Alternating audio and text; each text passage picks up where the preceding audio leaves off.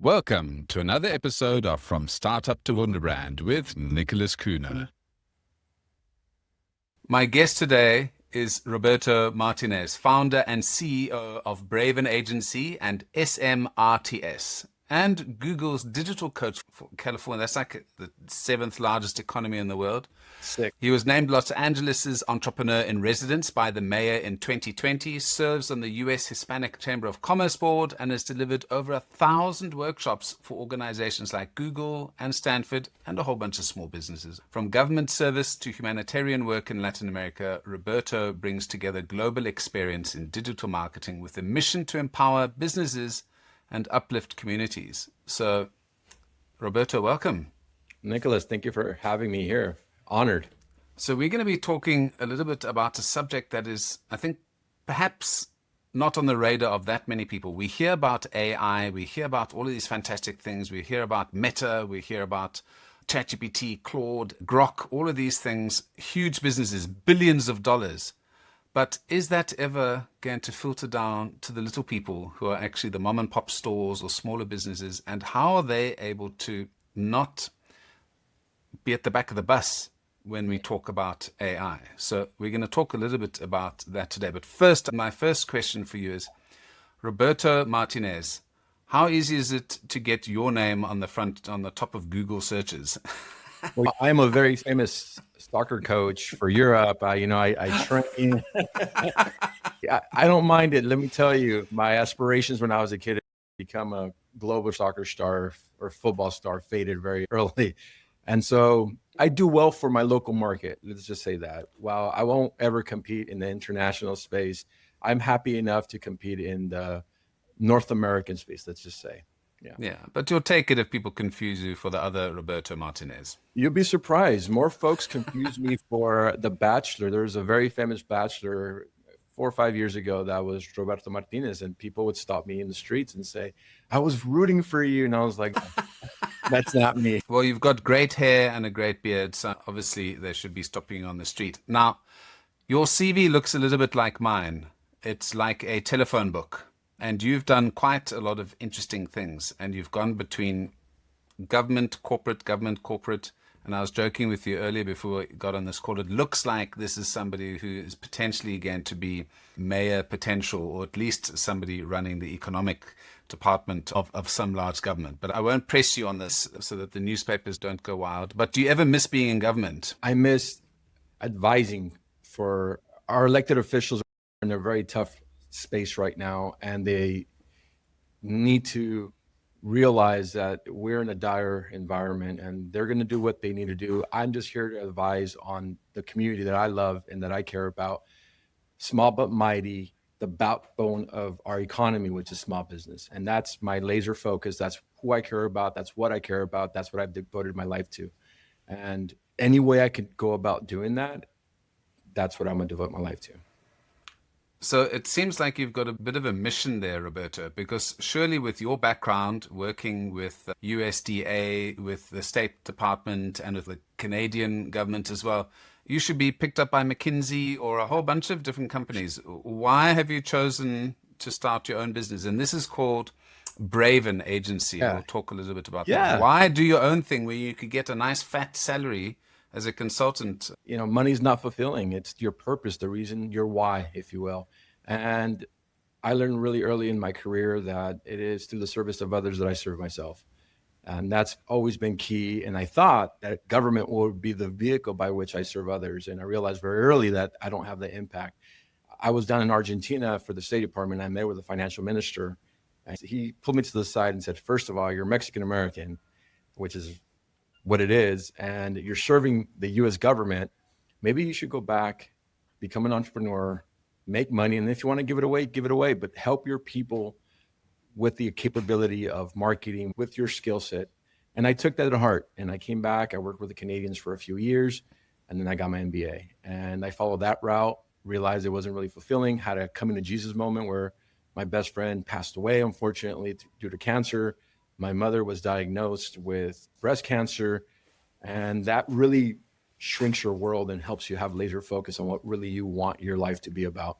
And I always felt all business is local, just like all politics is local. I saw how my mother and my aunts and my family suffered because they didn't have the tools to compete in the global stage or even in the state stage or the national stage because they didn't know technology. And I said, I do more by going back and starting a company that empowers our small business owners, that creates the opportunities these small business owners need to help their kids be able to compete in the global stage. And that's what I've devoted my life to. Well, it sounds like the Jesuits missed out on you as well, because that sounds like good missionary, good old-fashioned missionary work. I love it. There's nothing missionary about these entrepreneurs. The reason we chose Braven Agency as a name was because we feel that entrepreneurs are brave. They're intrepid. They jump into the deep end. They're leading the charge. They're the tip of the spear, the edge of the knife, in the sense that they're taking on the risk. They're creating value, and that value is rippled throughout the community, their local community. So for me, they're very brave, and I am inspired every time I get to work with them. That's excellent. Well, there, you might not know it, but there are actually some similarities between our backgrounds. I didn't work for the U.S. State Department or any of those departments, but I worked for Interbrand, which is the world's best brand agency, Yes. and they are the ones that built some of the world's biggest and best brands. And we had a lot of, and my markets are all emerging markets, so Africa and Asia. And I had a lot of people from local businesses reach out to us and say, hey, we'd like you to work on our brand. And then the $1 million, $2 million invoice, not invoice, but proposal came their way. And they said, okay, thank you.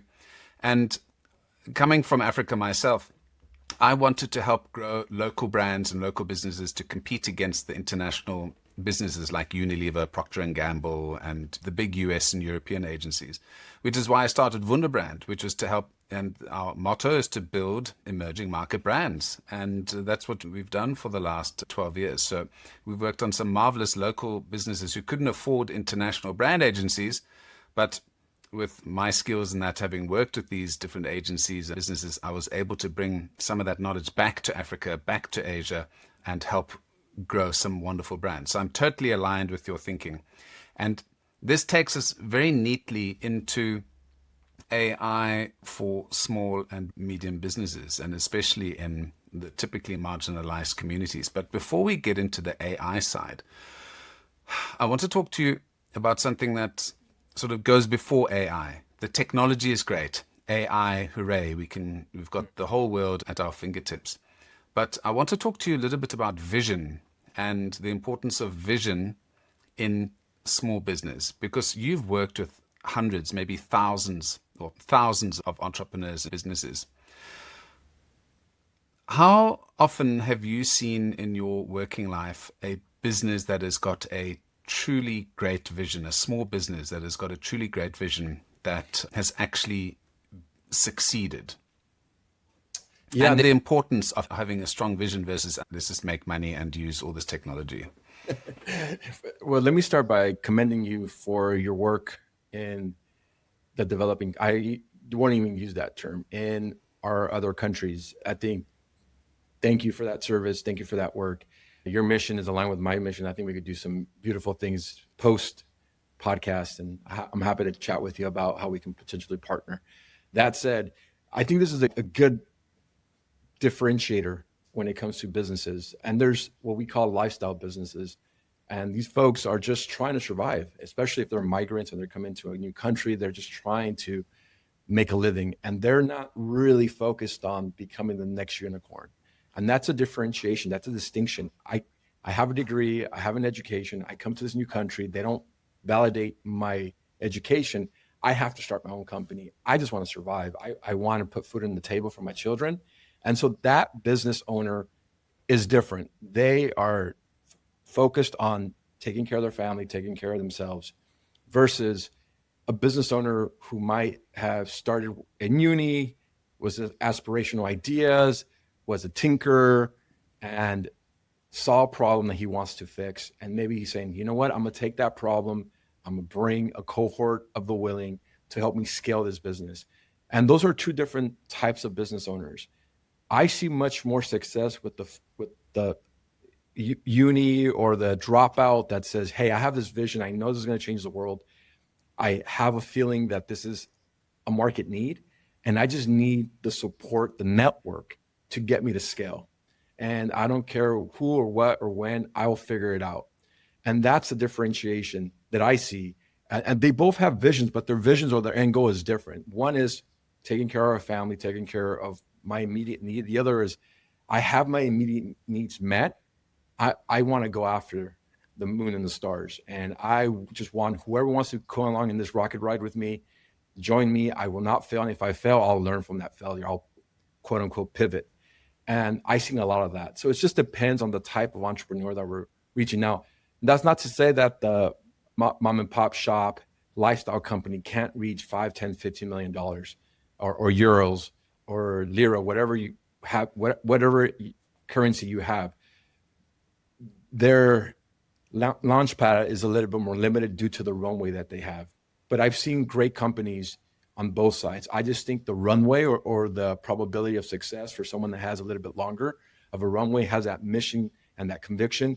I mean, you can't help but get excited when these folks are just so committed to that reasoning and their purpose, and they understand that that vision is their why, and they're going to be doing it regardless if they make 1 million or 100 million. That's their driving force. And you see this with certain entrepreneurs, great and small and big. They have that. It doesn't matter. This is who I am fundamentally as a human being. Nothing's going to change that. I love that distinction, because I think that's very important to keep in mind. There are folks who just need to make money. And you can't really have a great mission statement and value statement if you just need to make sure that you can pay your staff and pay the rent, basically. So there's a different stage that these companies will go through. But I'm sure there are a couple of companies that you've dealt with, the mom and pop side. That's where all the great businesses around the world grow up from. It's from a mom and pop after generations. And those are some of the clients that I've worked with. Some folks have started out in the corner in New Delhi or in Mumbai or in Lagos, and have built up this family business over generations. And the challenge is then when the son and the daughters and so on, after 3-4 generations where they made tons of money, have got too much money and have lost that drive. So that vision from the founders, there are a lot of fantastic, hardworking, visionary folks who've come in from migrant backgrounds who are going to be creating some great things in the future. Now, talking about that, your business, Braven Agency, you say it is a full service agency. Now, you're the same age as me, I reckon. And when we started out, full service agencies were at their peak and then started to decline. And full service agencies disappeared down a dark hole when people had websites, social media, and all of this new stuff. Why are you starting a full service agency in this day and age when people are niching down? Yeah, no, and that they should niche down. I think that's the right way to grow and scale. I think there's a latency when it comes to our community that we're servicing. So you said it earlier, Nicholas. You said I worked for this Fortune 50 global company, knew how to work with brands. My invoice was €1,000 per hour. The small business cannot afford that. They could afford €100 an hour. I realized that. I said, listen, I am going to build this machine. And if I build it, they will come. I believe in the end goal of bringing the solution. And what ended up happening from our agency is that we found a coalition of the willing of other tech companies coming in and saying, hey, we support your mission. Let's create programming to help these entrepreneurs grow and scale these small mom and pop shops. So a lot of the work that we do now is focused around building capabilities for these small businesses through the partnerships of the tech companies like the Amazons, like the Googles, like the TikToks, like the Metas, and even banking institutions. I just got off a call with MasterCard. Wells Fargo is a longtime partner of ours. We're working with JP Morgan Chase. What they realized is they have to build the foundation of entrepreneurship, and they have to raise those folks so that they could become million, 10 million, 50 million, and they're a long-time clients. The lifetime value of those clients are 20 plus years, and they have to invest from the ground up. And so we became the vehicle for them. That's not to say we can't turn around and a small business that's ready to grow and scale and doesn't have all the bells and whistles, the websites, the social, the paid ads, can leverage our agency. They can definitely do that. And we work with those different companies in different ways, either through what I would call very sophisticated financial vehicles and financial tools that allow them to pay for some of the cost that's incurred. Now, the other piece of this is globalization.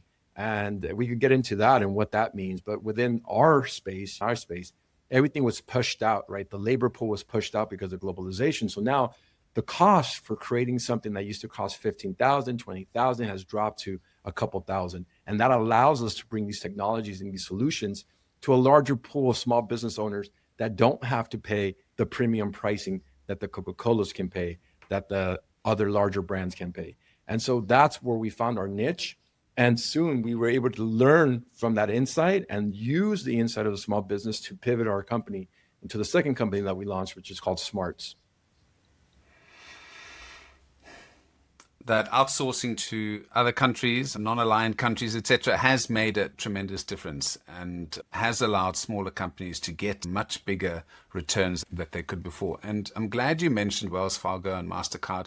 All of these big brands are often maligned as being wicked capitalists, but they understand that they need a whole new generation of capitalists in order to keep the system going. And that's how you build a strong economy. That's how you build strong families. That's how you build generational wealth, etc.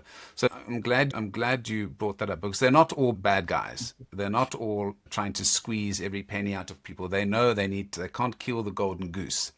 And Nicholas, to your point, I completely agree with you. It is incumbent on us as marketers, as brand ambassadors, to be able to figure out who we can work with in those organizations, who want to invest into our communities and into our companies that are small business. And all they need is an opportunity. We're not asking for a handout. We're asking for an opportunity to be a subcontractor or a prime contractor, and let us show you what we can do.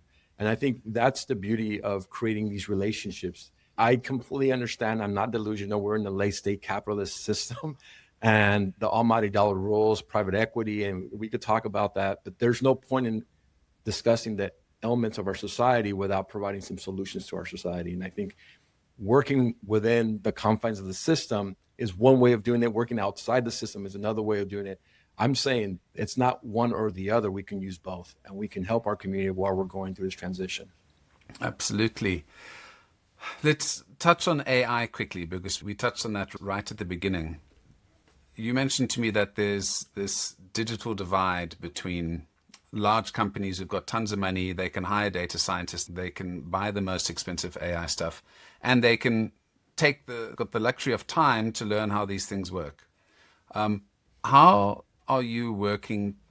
What is your thinking about how can smaller businesses and businesses in your community take advantage of this AI boom? Because we've got ChatGPT, we've got Grok, we've got a variety of these things. Gemini, billion-dollar businesses, and Oracle, and we hear billions and billions of dollars. But how are you thinking that AI can help these companies be more effective? And if they're not technologically advanced themselves, how can they start bringing AI into their businesses and not be left on the back of the bandwagon? Yes, Nicholas, this is in essence the reason why our company was formed.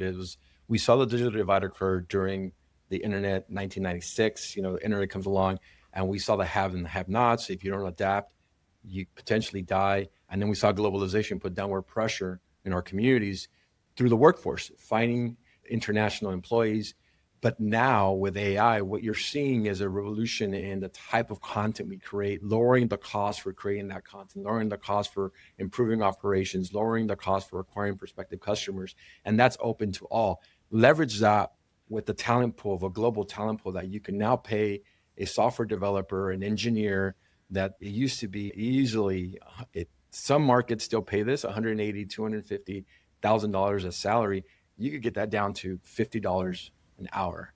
And so as a small business, you just need to understand who can I work with that can come in, walk me through these processes and these procedures within my workflow. So I have an existing workflow. This is how I do my work on the operational side. This is how I do my work on the marketing side. This is how I do my work on the sales side.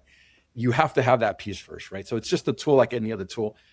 But if you're a small business and you have some operations somewhere, jot it down. We can create AI workflows now and leverage AI, get you 80, maybe 85, 90% of the way there.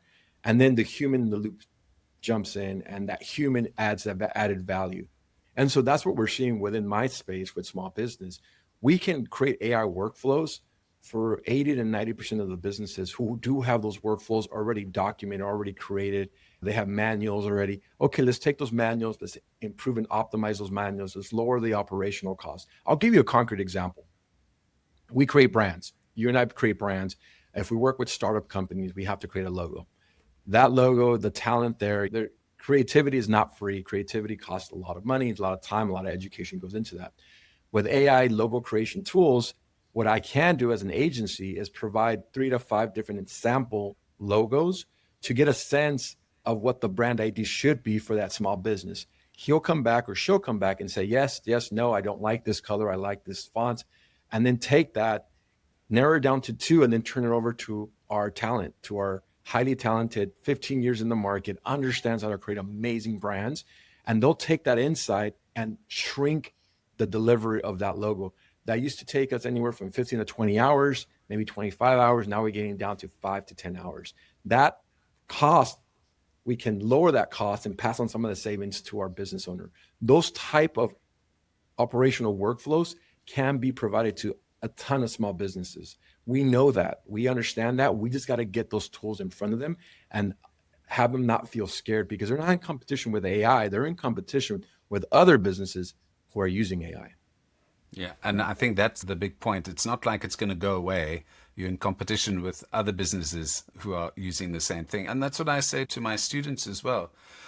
I talk about BC, before ChatGPT, when it comes to marketing and business. I mean, I've been lecturing at a university in Norway this is my 4th cohort now. And from the first year to now, the changes have been outrageous. And I'm trying to think, how can I maintain the employability of my digital marketing students? Because that's what I'm teaching. And these young students coming out of college and university are going to have such a leg up in terms of, if they've trained up in AI processes, what's available. So just understanding what's available.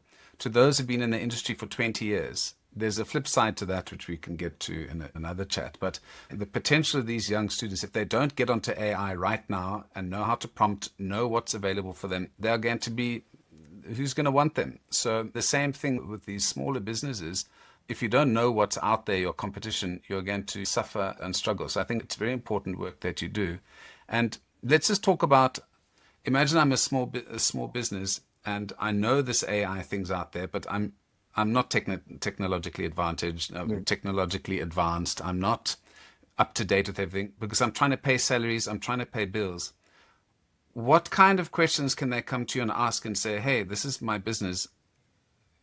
I don't know anything about AI. I use ChatGPT every now and then to say, what's the circumference of the sun, but I don't actually know how to use it in a useful way. Yes. What's the pain point? What's the problem statement? And understanding their pain points. We go back to analog. Anytime someone tells me, how do you create a website? I'm like, just think about it as a storefront. So let's just use the language that they're comfortable with using. That's the first piece. Meet them where they're at, not where you want them to be. The second piece is, okay, well, where does it hurt? I'm a doctor. Show me where it hurts. Show me what you're trying to solve. Show me what your pain point is, or show me what you're trying to accomplish. So it really comes down to just listening more and asking the right pointing questions. We have an amazing tool that asks 4 questions. Within those 4 questions, we're able to give you a report that allows you, if you take the recommendations and submit those recommendations and implement them, we've seen an increase in revenue up to 15% within the first quarter. And so it's just asking the right question, understanding their industry and sector, and being able to use that information when it comes to prompt engineering. And then when you do prompt chaining is another big one, that you have to keep having this dialogue with the AI tool, understanding how to structure those prompts correctly. And then it all goes back to the problem statement, figuring out what that problem statement is. Once you do that simple activity, we have an amazing class right now with Grow with Google, the program that I'm part of. And we do AI for small business. And we literally go through the exercise. Like, here's how you write a prompt. Here's what prompt engineering looks like. Here's what a prompt chain looks like. And once they see how easy it is, they're off to the races. It's about a 75-minute conversation that we're having, a dialogue, because we're calling them on-site lectures. But after about 40 minutes, they get it, and they just start writing the prompts, and they start you see their eyes kind of light up, because they understand it's not as complex as they make it out to be. And then they start realizing they could start thinking about finance, accounting, operations. And then they start thinking, oh, we could create AI agents, and I could create folders, and I could have my whole department here. They have ingenuity already because they're entrepreneurs. They already have that spark.